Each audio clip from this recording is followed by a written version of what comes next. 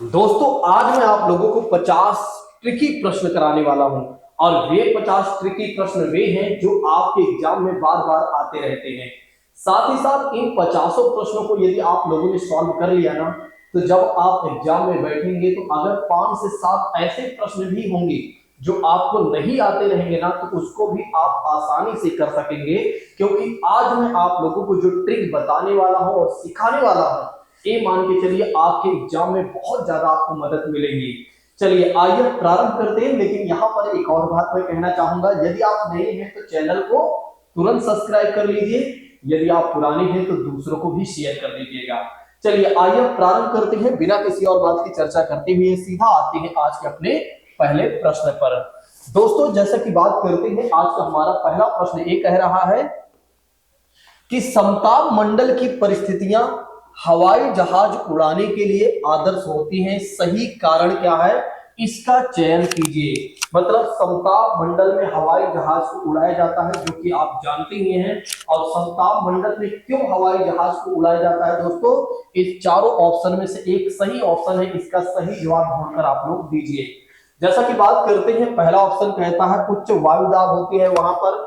दूसरा ऑप्शन कहता है दोस्तों कि बादलों एवं मौसम संबंधी घटनाएं से वो मुक्त होता है। मतलब उस क्षेत्र को देखा जाए तो वह क्षेत्र जो होता है जहां पर मौसम संबंधित कोई घटनाएं नहीं होती है। क्या ये सही है?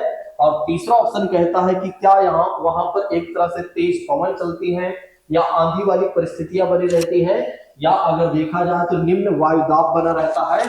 जल्दी से दोस्तों इस प्रश्न का आप लोग जवाब दीजिए। अगर आप लोगों को यह प्रश्न नहीं आ रहा है तो एक बार तब तक सोचिए और मैं आपको कुछ अन्य चीजें भी बता देता हूं। देखिए, अगर आप देखें तो हमारे वायुमंडल में 5 परतें पाई जाती हैं, जिसके अंतर्गत यदि आप देखें तो सबसे पहले बात की जाती है दोस्तों क्षोभ मंडल की, दूसरी बात की जाती है समताप मंडल की, तीसरी बात की जाती है मध्य मंडल की, और चौथी बात की जाती है आयन मंडल की, और पांचवी बात की जाती है बहिर्मंडल की। देखिए, अगर हम देखें क्षोभ मंडल के बारे में, तो क्षोभ मंडल की बात यदि हम करते हैं तो क्षोभ मंडल में क्या होता है, मौसम से संबंधित सारी घटनाएं होती हैं। जैसा कि बात करते हैं बादल का गरजना, बिजली का चमकना, साथ ही साथ अगर देखा जाए तो बारिश का होना, ये सारी चीजें एक तरह से अगर देखा जाए तो क्षोभ मंडल में होती हैं। और जिसकी वजह से क्या है कि यहाँ पर वो वातावरण नहीं होता है कि यहाँ पर हवाई जहाज को उड़ाया जा सके। तो यहाँ पर इस तरह का कोई वातावरण नहीं होता है दोस्तों कि एक तरह से शांत मौसम हो जिसकी वजह से यहाँ पर हवाई जहाज उड़ाई जा सके। इसलिए यहाँ पर क्या होता है कि ऐसी चीजें नहीं होती हैं, यानी कि हवाई जहाज को उड़ाने के लिए एक बेहतर एनवायरनमेंट यहाँ पर नहीं होता है। दूसरी बात करते हैं समताप मंडल की बात करते हैं, तो समताप मंडल की बात करते हैं दोस्तों, तो यहाँ की खास बात यह है कि यहाँ पर क्या होता है कि कोई भी मौसम से संबंधित कोई घटनाएं यहाँ पर नहीं होती हैं। जैसा कि बात करते हैं बादल का गरजना, बिजली का चमकना और बारिश का होना, ऐसी कोई भी चीजें यहाँ पर नहीं होती हैं। अर्थात कहने का मतलब ये है कि ये जो परत है, यानी कि समताप मंडल में यदि आप देखें तो यहाँ पर क्या होता है कि पूरा जो एक तरह से कह सकते हैं वातावरण होता है बहुत ही शांत होता है, और यहाँ पर किसी भी तरह के मौसम संबंधित कोई घटनाएं नहीं होती हैं। और जिसकी वजह से क्या होता है, यहाँ पर हवाई जहाज आसानी से उड़ाया जा सकता है। यहाँ पर एक परत पाई जाती है दोस्तों, जो कि आप जानते ही हैं, ओजोन परत पाई जाती है। आपके एग्जाम में पूछा जाता है कि ओजोन लेयर कहाँ पाई जाती है, तो ओजोन लेयर पाई जाती है दोस्तों समताप मंडल में। ये जो ओजोन लेयर होती है, ये क्या करती है, हमें रेडियो एक्टिव जो किरणें होती हैं उससे हमें बचाती हैं। जैसा कि बात करते हैं सूर्य से जो सीधा रोशनी आती है ना, उसके पहले क्या होता है कि बीच में समताप मंडल जहां पर होता है, यहाँ पर ओजोन लेयर पाई जाती है। और वो जो होती है एक तरह से सूर्य की जो किरणें होती है वो छन कर हमारे पास आती हैं। अगर वे किरणें सीधा हमारे ऊपर पड़ने लगे ना, तो ये समझ लीजिए कि त्वचा कैंसर या और तमाम तरह की बीमारियां हमारे अंदर होने लगे। चलिए अब नेक्स्ट बात करते हैं, आगे है मध्य मंडल, आयन मंडल, बहिर्मंडल। इसके बारे में मैं आपको तब पढ़ाऊंगा जब मैं आपको ज्योग्राफी पढ़ाऊंगा। चलिए अब बात कर लेते हैं कि इसका सही जवाब क्या हो जाएगा। अब आइए बात कर लेते हैं कि इसका सही जवाब क्या हो जाएगा। वैसे तो अब आप समझ ही गए होंगे, तो इसका सही जवाब हो जाएगा बी, सही हो जाएगा, क्योंकि बादलों और मौसम संबंधी घटनाओं से यह जो क्षेत्र होता है बिल्कुल मुक्त होता है, और जिसकी वजह से क्या होता है समताप मंडल में, जिसकी वजह से क्या होता है समताप मंडल में हवाई जहाज को उड़ाया जा सकता है, क्योंकि यहाँ का जो एनवायरमेंट होता है बिल्कुल शांत होता है और कहीं से कहीं तक कोई प्रॉब्लम नहीं होती है। चलिए अब आइए बात करते हैं इसी के साथ अगले प्रश्न के बारे में। कहीं जाइएगा नहीं, अभी ट्रिकी प्रश्न मैं आपके साथ साझा करूंगा आगे। बस अभी वे प्रश्न देखिए जो आपके एग्जाम में बार बार आते हैं। चलिए बात करते हैं अगले प्रश्न के बारे में। तो अगला प्रश्न क्या कह रहा है कि निम्नलिखित में से यातायात का कौन सा साधन अधिक दूरी में भारी एवं बड़े आकार वाले सामानों को ढोने के लिए सबसे सस्ता है। देखिए यहाँ पर अगर आप देखें तो यातायात के साधन के बारे में बताया गया है कि कौन सा यातायात साधन बेहतर है, जिससे क्या है कि यानी कि जिसके माध्यम से क्या है कि भारी से भारी सामान को ढोया जा सकता है और बिल्कुल सस्ते में ढोया जा सकता है। मतलब कह सकते हैं एक देश से दूसरे देश या एक राज्य से दूसरे राज्य में से आसानी से पहुंचाया जा सकता है। पहला ऑप्शन कहता है दोस्तों जल मार्ग, दूसरा ऑप्शन कहता है वायु मार्ग, और तीसरा ऑप्शन कहता है सड़क मार्ग, और चौथा ऑप्शन कहता है रेल मार्ग। जल्दी से दोस्तों इस प्रश्न का जवाब दीजिए। कहा जा रहा है कि निम्नलिखित में से यातायात का कौन सा साधन है, ठीक है, जो कि अधिक दूरी में, मतलब काफी ज्यादा दूरी, एक देश से कह सकते हैं दूसरे देश में भी भारी से भारी और बड़े से बड़े आकार वाले सामान को ढोने के लिए सबसे अच्छा और सबसे सस्ता साधन माना जाएगा। जल्दी से दोस्तों इस प्रश्न का जवाब दीजिए, जल्दी से इस प्रश्न का जवाब दीजिए। चलिए मैं आपको बता देता हूं, जल मार्ग की बात करते हैं तो जल मार्ग सबसे बेहतर साधन माना जाएगा। चाहे एक देश से दूसरे देश आप भेजेंगे तो सबसे कह सकते हैं सस्ता एक तरह से और सबसे बेहतर साधन माना जाएगा। तो ये बातें आप जरूर ध्यान रखिएगा। कुछ लोगों ने सोचा कि सड़क मार्ग बेहतर होगा, कुछ लोगों ने सोचा कि रेल मार्ग बेहतर होगा। देखिए सड़क मार्ग भी बेहतर है, रेल मार्ग भी बेहतर है, और जो वायु मार्ग है ये भी बेहतर है। लेकिन अगर देखा जाए इन चारों में से सबसे बेहतर कौन सा है तो है जल मार्ग है। कौन सा है? जल मार्ग है। ये बातें आप जरूर ध्यान रखिएगा। जैसे कि आप देखते हैं ना जो मर्चेंट नेवी वाले होते हैं, आप देखते हैं ना जो मर्चेंट नेवी में काम करते हैं और जो बंदरगाह होता है एक जगह, वहीं पर क्या होता है सारा सामान लगता है और एक देश से दूसरे देश पहुंचाया जाता है, एक राज्य से दूसरे राज्य भी पहुंचाया जाता है, जहां पर जल वाला एक तरह से मार्ग है। तो इस तरह ऐसे में अगर देखा जाए तो इसका सही जवाब कौन सा हो जाएगा दोस्तों? तो पहला हो जाएगा। चलिए अब आइए बात करते हैं इसी के साथ अगले प्रश्न के बारे में। तो इस प्रश्न का भी जवाब देने का प्रयास कीजिएगा।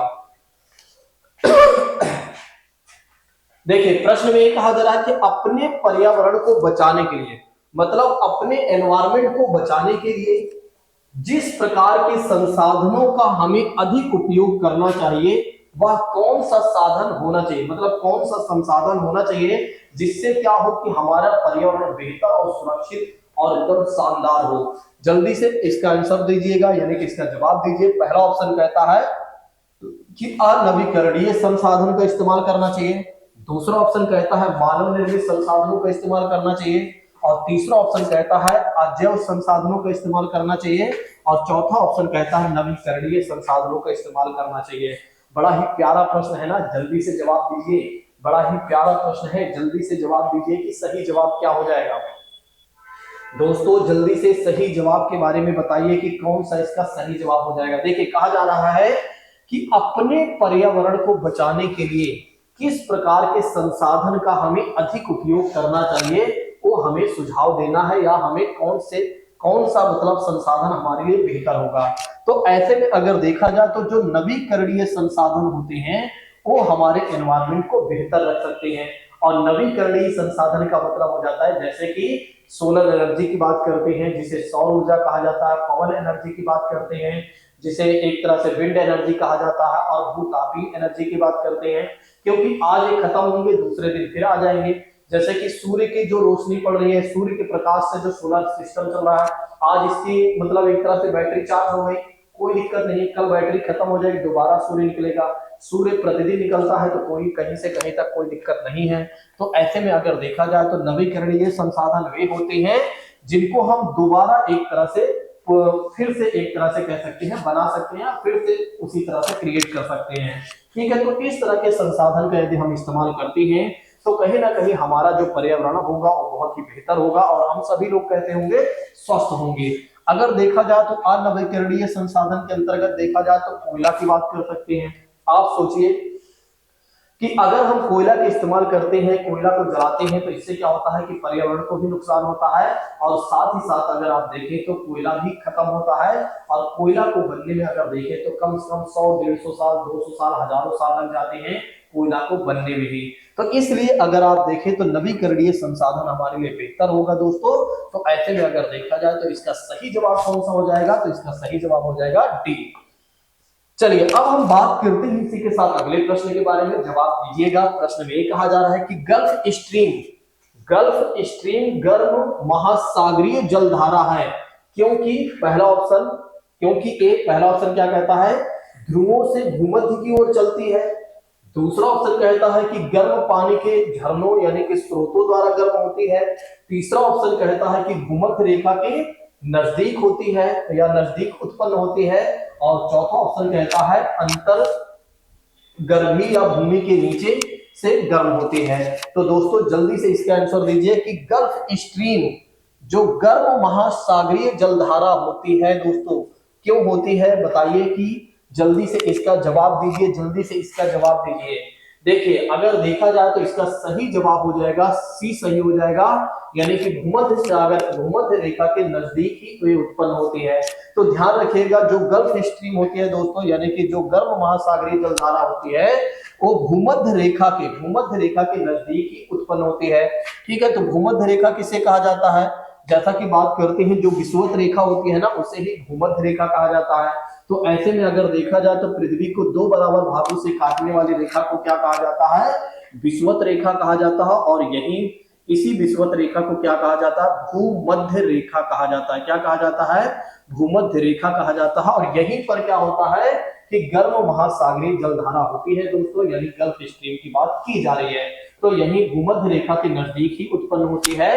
तो इसका सही जवाब कौन सा हो जाएगा, तो इसका सही जवाब हो जाएगा सी, सही हो जाएगा। सोचिए आप लोग, क्या आप लोगों की तैयारी बेहतर चल रही है नहीं, क्या आप लोगों की तैयारी बेहतर चल रही है कि नहीं? अगर नहीं चल रही है तो आप ज्वाइन करिए टेट वाली क्लास को, जहां पर मैं सिविक्स पढ़ा रहा हूं और साथ ही साथ बहुत जल्द ही मैं आप लोगों के साथ ज्योग्राफी को भी साझा करने वाला हूं, यानी कि ज्योग्राफी की भी क्लास लेकर आने वाला हूं। लेकिन आप लोगों को क्या करना होगा, हमारा सपोर्ट और सहयोग करना पड़ेगा। चलिए अब बात करते हैं इसी के साथ अगले प्रश्न के बारे में। अभी ही हमने आपको बताया था, अब हमारा ट्रिक शुरू होता, अब ट्रिक वाले प्रश्न शुरू होते हैं। ठीक है, सॉल्व करने का प्रयास कीजिएगा। निम्नलिखित युग्मों का सही मिलान कीजिए, मतलब कॉलम नंबर 1 से कॉलम नंबर 2 में आपको मिलाना है। पहला ऑप्शन कहता है ओजोन परत, क्षोभ मंडल। दूसरा ऑप्शन कहता है रेडियो प्रेषण, बहिर्मंडल। तीसरा ऑप्शन कहता है कि एक तरह से मौसम संबंधी घटनाएं, समताप मंडल। और चौथा ऑप्शन कहता है पतली वायु और वायुमंडल। जल्दी से दोस्तों इसका सही विकल्प चूज करिए। बहुत ही बेहतर प्रश्न है, बहुत ही बेहतर प्रश्न है, बहुत ही बेहतर प्रश्न है। जल्दी से इसका सही जवाब दीजिए। अगर आपको थोड़ी सी भी बातें पता है ना, निश्चित तौर पर आराम से इस प्रश्न को आप सॉल्व कर लेंगे। अगर आपको थोड़ी सी ही बातें अगर पता है ना, निश्चित तौर पर आप इस प्रश्न को सॉल्व कर सकते हैं। देखिए जैसा कि बात करते हैं, अगर मुझे करना हो तो मैं कैसे करूंगा। देखिए अगर आप देखें ना तो मौसम संबंधी घटनाओं की बात करते हैं। ये देखिए सी वाले में यदि आप देखें तो तो मौसम संबंधी घटनाएं कहां पर होती हैं, तो मौसम से संबंधित घटनाएं होती हैं क्षोभ मंडल में। तो एक काम कर लेते हैं, C1 को हम देख लेते हैं। सी के साथ क्या है, 1 है। तो ये देखिए C1 यहां पर है, C1 यहां पर है। अब हम ये देख लेते हैं, क्या पहले वाले में C1 है क्या, नहीं, यहाँ C4 है इसलिए गलत है। यहाँ पर क्या C1 है क्या, नहीं, ये भी गलत है। और यहाँ पर अगर देखा जाए C3 है इसलिए ये भी गलत है। तो अगर आप देखें तो तीनों ऑप्शन आराम से कट गए, तीनों ऑप्शन आराम से कट गए। और भी कैसे, बस हमें एक चीजें पता थी, बस एक चीजें हमें पता थी और एक चीज के माध्यम से हमने क्या किया, तीनों विकल्पों को आराम से गलत काट दिया और एक विकल्प हमारा सही वाला मिल गया। मान लो अगर हमें ये न पता होता क्षोभ मंडल के बारे में, तो फिर मैं क्या करता, एक तरह से समताप मंडल की ओर जाता, क्योंकि मुझे पता है समताप मंडल की कहानी क्या है। समताप मंडल की बात करते हैं तो ओजोन परत, ये देखिए ओजोन परत है दोस्तों, इससे रिलेटेड यहाँ पर ओजोन परत, यानी कि पहला का तीसरा तो अब देख लेते हैं पहला का तीसरा कहाँ मिलता है। देखिए पहला का तीसरा अगर देखा जाए तो यहाँ दूसरा है, यहाँ चौथा है, और यहाँ देखो ए है हमारा तीसरा मिल गया, यहाँ पर पहला। जब पहले के साथ तीसरा मिल रहा है तो जहां जहां पर तीसरा नहीं है उसको कट करिए। ए देखिए, एक तो इसे कट कर सकते हैं, एक तो आप इसे कट कर सकते हैं, इसे आप फिर कर सकते हैं, फिर उसके बाद अगर आप देखें तो इसे भी आप कट कर सकते हैं। तो सी विकल्प हमारा बिल्कुल सही हो गया। अगर आप देखें तो हमें ये नहीं पता था पतली वायु का मतलब, हमें नहीं पता था वायुमंडल के बारे में, हमें नहीं पता था रेडियो प्रसारण के बारे में, लेकिन दो चीजों के बारे में हमें पता था। एक तो ओजोन परत के बारे में जो कि समताप मंडल से रिलेटेड है, क्योंकि यहीं पर पाई जाती है परत, और दूसरी बात करते हैं मौसम संबंधी घटनाओं की बात करते हैं तो क्षोभ मंडल में पाई जाती है दोस्तों। तो अगर आप देखें तो हमें दो चीजें पता थी और आसानी से हमने क्या किया, इस प्रश्न को सॉल्व कर लिया। बस इसी तरह से आप लोगों को अपना दिमाग लगाना है, निश्चित तौर पर आपके हर एक प्रश्न सही होने लगेंगे। चलिए अब हम बात करते हैं इसी के साथ अगले प्रश्न के बारे में। थोड़ा सा सरल प्रश्न है, अब इसका जवाब दीजिएगा। निम्नलिखित कथनों में से ऊर्जा संसाधनों पर असत्य कथन का चयन कीजिए। देखिए अब यहां पर आप गलती करते हैं, आप क्वेश्चन को पढ़ते नहीं हैं, आप सीधा क्या कर देते हैं, आप क्वेश्चन को पढ़ते नहीं, सीधा आप जवाब देने का प्रयास करते हैं। यहां पर क्या पूछा जा रहा है, देखिए यहां पर पूछा जा रहा है कि भैया आप हमें असत्य कथन बताइए, आप हमें असत्य कथन बताइए कि ऊर्जा संसाधन पर कौन सा असत्य है। जल्दी से इसका जवाब दीजिए। बायोगैस ग्रीन हाउस प्रभाव का कारण होती है। दूसरा ऑप्शन कहता है ज्वारीय ऊर्जा के समाप्त होती है नजदीक। फिर उसके बाद है पवन ऊर्जा प्रदूषण मुक्त होती है, और चौथा ऑप्शन कहता है सौर ऊर्जा नवीकरणीय ऊर्जा है। यहाँ पर ये पूछा जा रहा है कि गलत कौन सा है, यहाँ पर ये पूछा जा रहा है कि गलत कौन है, यहाँ पर ये पूछा जा रहा है गलत कौन सा है, जल्दी से ये बताइए। देखिए अगर आप देखें तो बायोगैस जो है ना वो ग्रीन हाउस प्रभाव के कारण होती है, बिल्कुल सही बात, ठीक है। दूसरी बात करते हैं पवन ऊर्जा की बात करते हैं ना, बिल्कुल अभी मैंने आपको बताया था कि पवन ऊर्जा की बात करते हैं, सौर ऊर्जा की बात करते हैं, तो ये सब प्रदूषण मुक्त होते हैं और नवीकरणीय वाले ऊर्जा होते हैं। तो अगर आप देखें तो इस ये भी हमें पता था, ये भी हमें पता था, ये भी पता था। जब ये तीनों हमारे नजर में सही है तो ये अगर देखा जाए तो सीधा और सीधा आराम से गलत हो जाएगा। तो इसलिए ऑप्शन नंबर जो बी है वो गलत है। तो ध्यान रखिएगा ऑप्शन नंबर बी क्या हो गया, गलत हो गया। तो जैसे हमें तीन चीजों के बारे में पता था और एक चीजों के बारे में हमें नहीं पता था, तो हमने क्या किया, जिनके बारे में पता था उनको हमने सही काट लिया कि हाँ ये तीनों ही चीजें सही हैं, और बी वाला हमें नहीं पता है, जिसका मतलब बी वाला आराम से गलत हो गया। चलिए अब आइए बात करते हैं इसी के साथ अगले प्रश्न के बारे में। देखिए प्रश्न अगला क्या कह रहा है कि अक्षांशों के बारे में निम्नलिखित कथनों पर आपको क्या करना है, विचार करना है कि कौन सा सही है। पहला ऑप्शन कहता है कि उत्तर की बात करते हैं, उत्तर ध्रुवीय वृत्त विषुवत रेखा के 23.5 डिग्री उत्तर में स्थित है। दूसरा ऑप्शन कहता है दक्षिण की बात करते हैं, दक्षिणी ध्रुव वृत्त विषुवत रेखा के 23.5 डिग्री दक्षिण में स्थित है। और तीसरा ऑप्शन कहता है कर्क रेखा दक्षिणी गोलार्ध में स्थित है। और चौथा ऑप्शन कहता है मकर रेखा दक्षिणी गोलार्ध से होकर जाती है। तो दोस्तों जल्दी से इसका सही जवाब आप लोगों को देना है, जल्दी से इसका सही जवाब देना है। यहाँ पर ये पूछा जा रहा है कि कौन सा सही है, यहाँ पर ये पूछा जा रहा है कि कौन सा सही है, जल्दी से जवाब दीजिए। निम्नलिखित अक्षांशों के बारे में निम्नलिखित कथनों पर विचार कीजिए कि कौन सा इसमें सही है। चलिए मैं आपको थोड़ा से मैं बताता हूं विषुवत रेखा वगैरह के बारे में। देखिए मानो कि ए है हमारी पृथ्वी है दोस्तों, ए है हमारी पृथ्वी की बात करते हैं। पृथ्वी को दो बराबर भागों से काटने वाली रेखा को क्या कहा जाता है, विषुवत रेखा कहा जाता है। क्या कहा जाता है, विषुवत रेखा कहा जाता है। क्या कहा जाता है, विषुवत रेखा कहा जाता है। फिर उसके बाद यदि आप देखें तो इससे विषुवत रेखा से 23.5 डिग्री अगर आप कहां पर जाते हैं, अगर आप एक तरह से नॉर्थ में जाते हैं तो आपको क्या मिलती है, कर्क रेखा मिलती है। तो कर्क रेखा जो है 23.5 डिग्री पर है। फिर उसके बाद यदि आप देखें तो अब देखो कर्क रेखा जो है उत्तरी छोर पर है, ध्यान रखिएगा उत्तरी पोल पर है। देखिए ये जो विषुवत रेखा है ना, विषुवत रेखा से ऊपर का पूरा क्षेत्र क्या कहलाएगा, पूरा एरिया क्या कहलाएगा, ये पूरा एरिया कहलाएगा नॉर्थ पोल कहलाया जाएगा। क्या कहलाया जाएगा? नॉर्थ पोल कहलाया जाएगा, यानी कि उत्तरी गोलार्ध कहलाया जाएगा। तो ध्यान रखिएगा, इसे उत्तरी गोलार्ध कहा जाएगा, ठीक है। और विषुवत रेखा से नीचे के सारे भाग को क्या कहा जाएगा? नीचे के सारे भाग को क्या कहा जाएगा? दक्षिणी गोलार्ध कहा जाएगा। क्या कहा जाएगा? तो दक्षिणी गोलार्ध कहा जाएगा। तो ध्यान रखिएगा, दक्षिणी गोलार्ध कहा जाएगा, ठीक है। वहां पर मैंने पूरा नहीं लिखा, लेकिन ध्यान रखिएगा दक्षिणी गोलार्ध की ही बात मैं कर रहा हूं। अगर विषुवत रेखा से 23.5 डिग्री हम ऊपर जाते हैं तो हमें कर्क रेखा मिलती है, और विषुवत रेखा से भी हम 23.5 डिग्री नीचे आते हैं तो 23.5 डिग्री हम दक्षिणी छोर पर आते हैं या दक्षिणी गोलार्ध में आते हैं तो हमें मकर रेखा मिलती है। कौन सी रेखा मिलती है? हमें मकर रेखा मिलती है।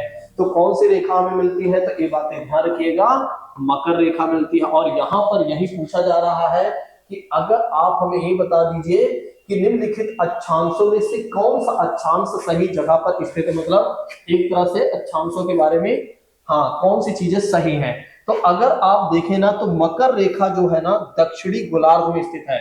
मकर रेखा दक्षिणी गोलार्ध में स्थित है, और कर्क रेखा की बात करते हैं दक्षिणी गोलार्ध में नहीं है। ये देखिए, कर्क रेखा दक्षिणी गोलार्ध में स्थित नहीं है बल्कि उत्तरी गोलार्ध में स्थित है, इसलिए ये गलत हो जाता है।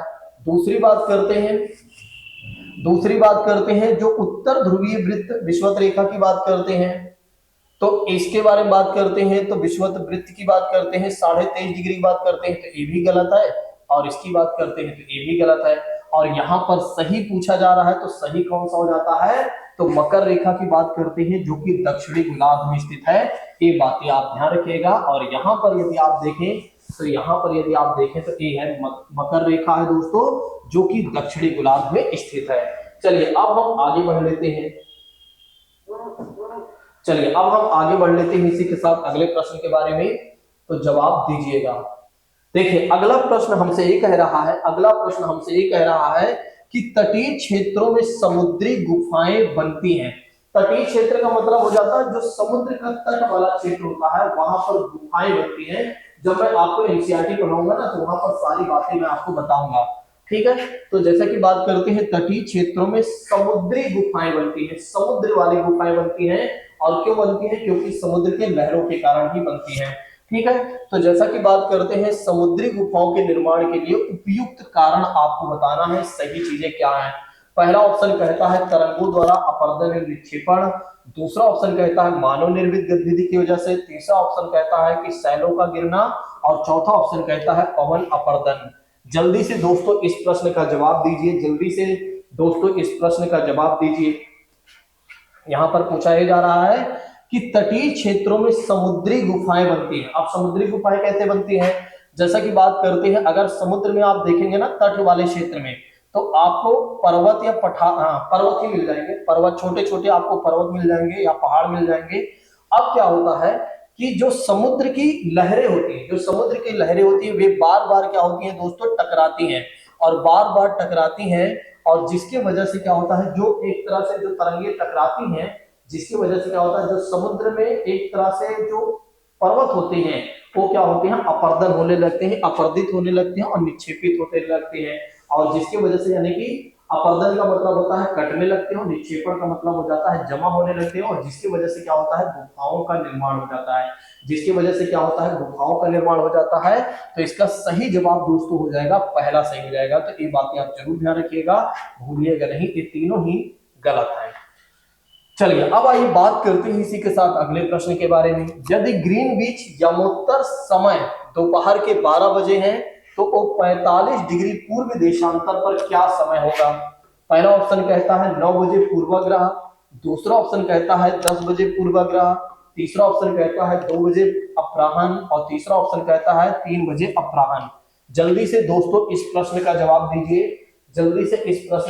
दीजिए, देखते हैं हमारे कितने ऐसे मित्र हैं जो इस प्रश्न का सही जवाब दे पाते हैं। तो ऐसे में अगर देखा जाए तो इसका सही जवाब हो जाएगा दोस्तों, इसका सही जवाब हो जाएगा 3 बजे अपराह्न की बात करते हैं। अब मैं आपको बता देता हूं कि यमोत्तर रेखा के बारे में, यानी कि मानक समय की रेखा के बारे में। देखिए जैसे इसे क्या कहा जाता है? अक्षांश कहा जाता है। जो एक तरह से पश्चिम से पूर्व खींची गई रेखा को क्या कहा जाता है? अक्षांश कहा जाता है। और उत्तर से दक्षिण जो खींची गई रेखा है ना, इसे प्रधान यामोत्तर रेखा कहा जाता है, इसी को ग्रीनविच लाइन कहा जाता है। ठीक है, प्रधान यामोत्तर रेखा कहा जाता है। तो ध्यान रखिएगा, प्रधान यामोत्तर रेखा की बात करते हैं तो ए है। और जो उत्तर से दक्षिण मिलाने वाली रेखा होती है, उत्तर से दक्षिण मिलाने वाली रेखा को क्या कहा जाता है? देशांतर कहा जाता है। इसे क्या कहा जाता है? देशांतर। तो ध्यान रखिएगा, इसे क्या कहा जाएगा? देशांतर कहा जाएगा। ठीक है, इधर अगर हम जाते हैं, इधर जाते हैं तो एक पूर्व की बात की जाती है, इसे पूर्वी छोर कह सकते हैं या पूर्वी गोलार्ध कह सकते हैं, और इसे हम क्या कह सकते हैं? पश्चिमी गोलार्ध कह सकते हैं। ठीक है, प्रधान यामोत्तर के ए है प्रधान यामोत्तर, जिसे ग्रीनविच लाइन कहा गया है। दोस्तों ये बातें भी ध्यान रखिएगा। तो इसका सही जवाब कौन सा हो जाएगा? तो इसका सही जवाब हो जाएगा डी, सही हो जाएगा। बाकी अभी आप चिंता मत करिए, अभी मैं आपको प्रश्नों को ही सॉल्व करा रहा हूँ, अभी मैं आपको ज्योग्राफी पढ़ा नहीं रहा हूं। जब मैं आपको ज्योग्राफी पढ़ाऊंगा ना, एक एक चीजें मैं आपको समझा कर ही भेजूंगा, एक एक चीजें मैं आपको बता दूंगा। आपके एक भी प्रश्न गलत नहीं होंगे एग्जाम में। बस आप लोगों को क्या करना पड़ेगा? बस हमारा सहयोग और सपोर्ट करना पड़ेगा। बस आप लोग एक बार हमारा सहयोग और सपोर्ट कीजिए। मैं कहता हूँ एसएसटी हो या सीडीपी हो या हिंदी की पैडागोजी की बात करते हैं या किसी भी सब्जेक्ट की पैडागोजी की बात करते हैं, एक भी प्रश्न आपका गलत नहीं होगा। चलिए अब आइए बात करते हैं इसी के साथ अगले प्रश्न के बारे में। निम्नलिखित में से ग्लोब के बारे में सही कथन का चयन कीजिए। निम्नलिखित में से ग्लोब के बारे में सही कथन का चयन कीजिए।